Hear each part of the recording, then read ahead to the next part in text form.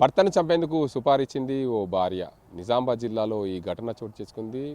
మాక్లూర్ మండలం బోర్గాం కేకు చెందిన సౌమ్య తన భర్తను చంపేందుకు 35,000 ప్రియుడితో కలిసి మరో నలుగురికి సుపారిచ్చింది. అందులో 35,000 తీసుకున్న ఆ వ్యక్తులు చేతులెత్తేయడంతో భర్తతో కలిసి అర్ధరాత్రి పూట ఆ భర్తకు నిద్ర మాత్రలు ఇచ్చి హత్య చేసింది. కుటుంబ సభ్యులు ఫిర్యాదు మేరకు పోలీసులు రీకన్స్ట్రక్షన్ చేశారు కేసుని. పూర్తి స్థాయిలో దానికి అంతకు సంబంధించి ఆ కేసు నమోదు చేశారు. పూర్తిగా విచారణ చేశారు.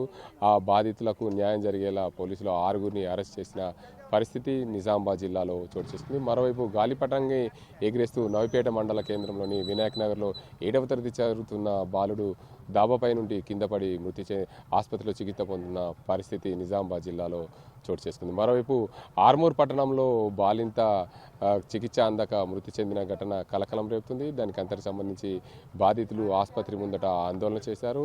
వారిపైన పోలీసు కేసు నమోదు చేయాలని చెప్పి డిమాండ్ చేస్తున్న పరిస్థితి